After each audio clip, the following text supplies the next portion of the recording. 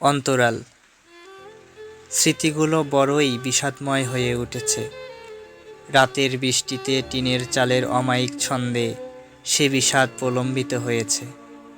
আমার পাথুরে হৃদয় ক্ষয়ে যাচ্ছে, আর আমার কবিতা তোমায় ভালোবাসছে। কি করুণ তার ছন্দ, অব্যক্ত ও নিশ্চুপ। তুমি কেন আমায় ভালোবাসলে না প্রিয়?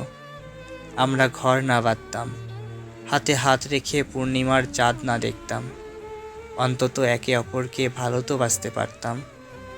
আমি পাগলাটে ছিলাম, অগোছালো ছিলাম, আমি প্রেমিক ছিলাম না।